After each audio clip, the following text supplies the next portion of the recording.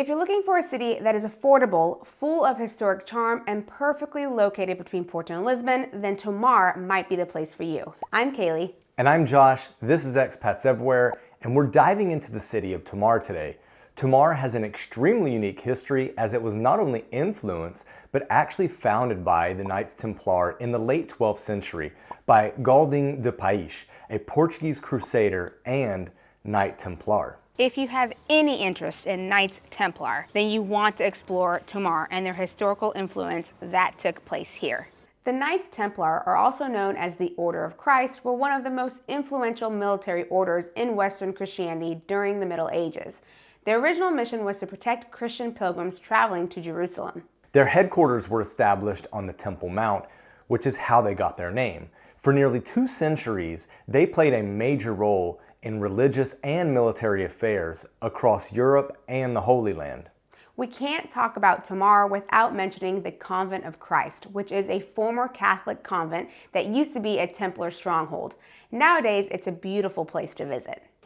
Recognized as a UNESCO World Heritage Site, the Convent of Christ here in Tomar was built over the span of 5 centuries. Because of this, you can see the architectural diversity and marvel at its beautiful variety. Tomar also holds a significant part of Portugal's Jewish heritage. One of its most remarkable landmarks, the 15th century synagogue, named after the renowned Jewish astronomer and mathematician of the same period. This space stands as a meaningful tribute to Tomar's diverse cultural and religious past. One other historical thing you should know about this unique city, and then we'll move on, is that every 4 years, the Festa dos Tabuleiros, or Festa do Espírito Santo, takes place at the beginning of the month of July. It is possibly one of the oldest festivals in Portugal and has gained international recognition because it actually attracts many visitors. Yeah, it's pretty cool. The festival is known for its processions, where young women carry impressive trays decorated with bread, flowers, and other elements on their heads. It is closely tied to both religious and agricultural rituals. The next one is scheduled to take place in 2027, so mark your calendars. This festival was adopted by the Brotherhood of the Holy Spirit back in the 14th century. The group was actually started by Queen Isabel as a way to collect donations for people in need. So over time, the festival took on a more charitable and religious meaning. Yeah, which I think is totally cool. Now, okay, we've covered the history and the culture that's at the heart and soul of Tomar. But to get a real feel for the city today, we need to zoom out a bit. Who actually lives here? How do people get around? And what's it like to live on a daily basis? Right, we talked a lot about the history, so let's talk about nowadays. You can't fully appreciate a place without understanding how it works now, not just how it used to be. So let's take a look at some of the facts that shape life in Tomar today. Tomar is not just a city, but it's also a municipality. It is located in the Ribatejo, Portuguese province, and in the Santarém district with a population of less than 50,000 people. We also mentioned that it's located between Porto and Lisbon. So by car, it's about 2 hours south of Porto and almost 2 hours north of Lisbon. Yep, and if you want to take a train, it will be about an hour longer whether you're coming from Porto or Lisbon. And even though Tomar is almost exactly between Lisbon and Porto, the closest airport is the Humberto Delgado Airport in Lisbon, which is about an hour and a half away by car. All right, so now you know how to get there and where it's located in the country, but what happens once you've arrived? Well, if you're anything like me, the next question is, what's there to eat? Because let's be honest, exploring a new city is great, but discovering the local food, now that's where the real adventure begins. So let's talk about what's on the menu in Tomar. Because of its interior location in Portugal, game is common in many of its dishes. One unique dish from Tomar is hare baked in a pumpkin. Tomar is also known for black pudding with rice that is normally served with greens and potatoes, but you'll find loads of yummy dishes here. Portugal as a country is known for having many pork dishes, and you won't find those lacking here in Tomar. Some of the restaurants here are in a tavern style, so you'll definitely get that more medieval atmosphere while you're enjoying a meal. And they really play into the medieval feel. For sure. Considering the relatively cheaper but still rising prices in Portugal, Tomar seems to be pretty average. A meal for a single person at an inexpensive restaurant will be around 12 euros, and a 3-course meal for 2 at a mid-range restaurant will be around 35 euros. Restaurant meals are great, but what if you're cooking for yourself? Let's take a look at what grocery costs in Tomar are like, and there's quite a few different options as far as buying your weekly food needs from the supermarket. At the local grocery store, you can find a liter of milk for €1, a dozen of eggs for about $2.50, and a kg of apples for €2. You can't really understand the cost of living in Tomar just by looking at the grocery prices though, because food is only one part of the equation when you're thinking about your budget. To get the full picture, we also need to know what people are paying for essentials like electricity, water, and internet. So let's talk about that. For monthly utilities such as electricity, heating and cooling, and water, let's say for an apartment 85 square meters, it will probably cost you a bit over €100. For a monthly mobile phone plan with calls and data up to 100 gigabytes, it will cost you close to €20 per month. But of course, this depends on the provider. A T1, T2, or even a T3 can cost anywhere from 700 to 1,000 euros per month. And since Tomar is not just a city but also a municipality, you can find varying prices in the different neighboring cities within the municipality. Once you've figured out your housing situation and have a place to call home, the next thing to consider is how you're going to get around. Thankfully, Tomar has a few public transportation options to help you navigate the city and beyond.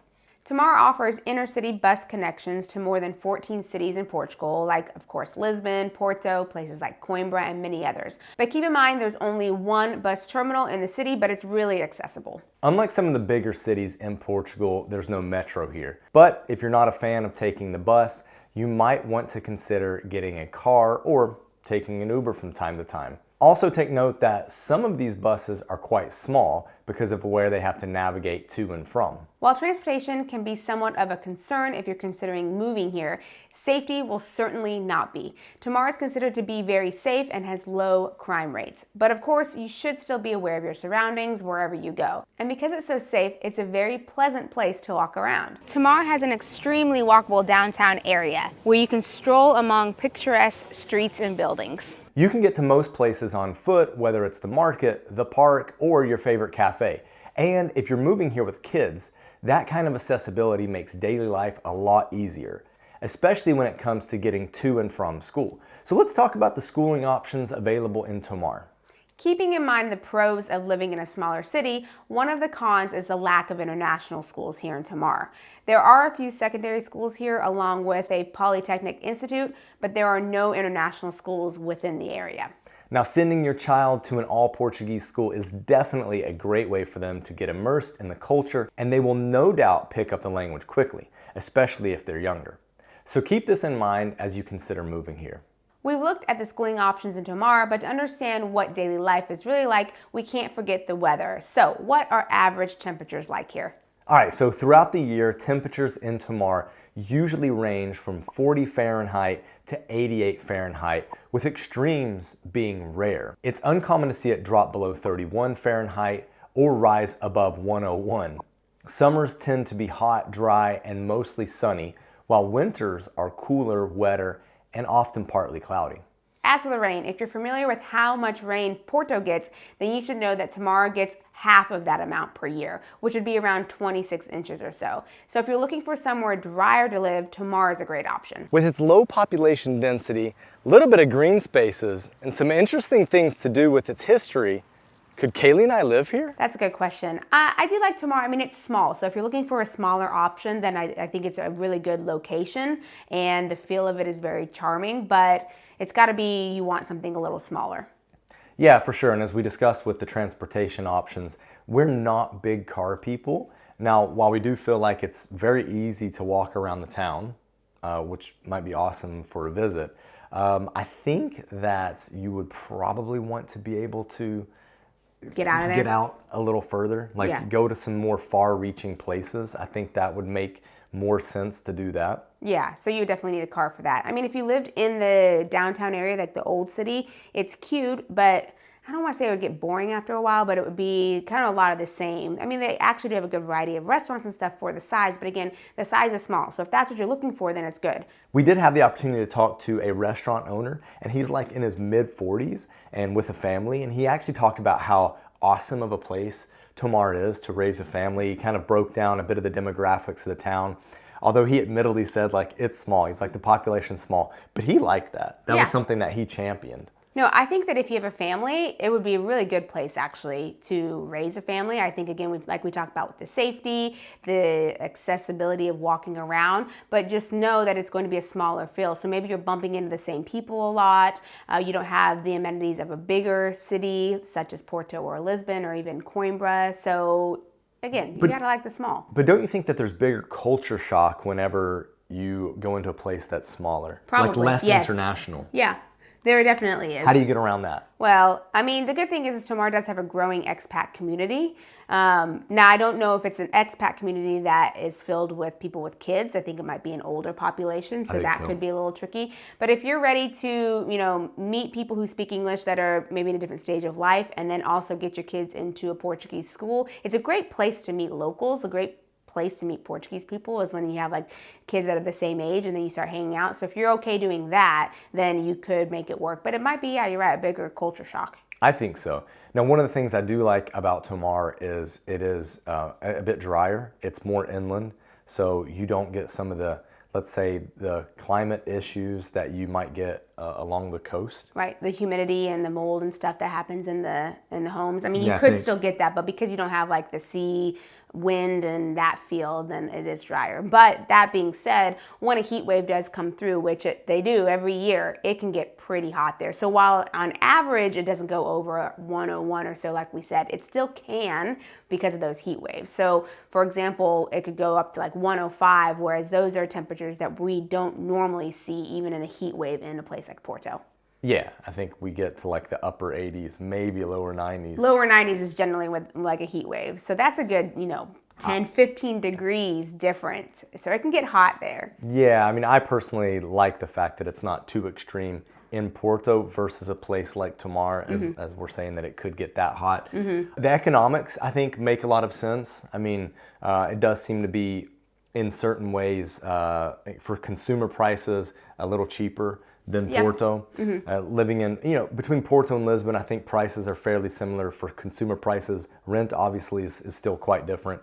But there is kind of like a national pricing structure when it comes to the grocery stores. Right. So there's not like huge fluctuation or variation when it comes to that.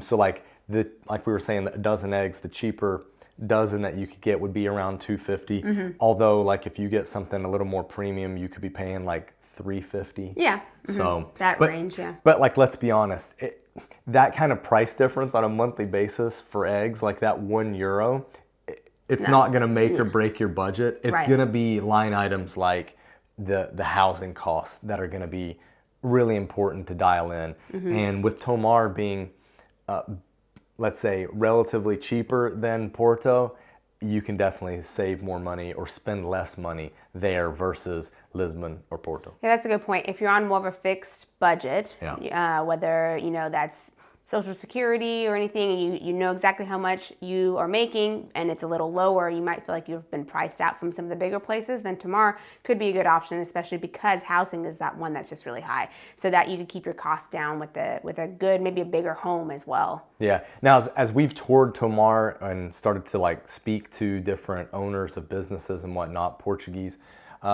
really nice. Yeah. Like they're all like really nice, open, would talk to us about kind of the scene in Tomar. Mm-hmm. So all that was cool. Yeah. All right. So I think we're at that time. Yeah.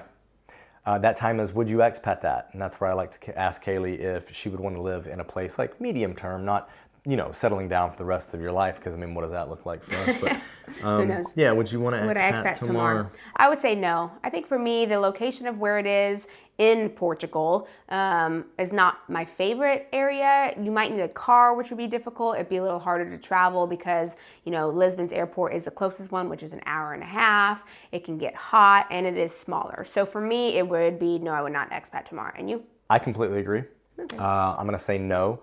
I feel like for all the same reasons, we're just at a different point in our life than I think some other people. But we did interview Susie, and you can check out that interview right here because she might be a little more like you, and she really loves Tomar. So if you want to check out that video, it's right here. Now, let's get moving. Bye. Bye.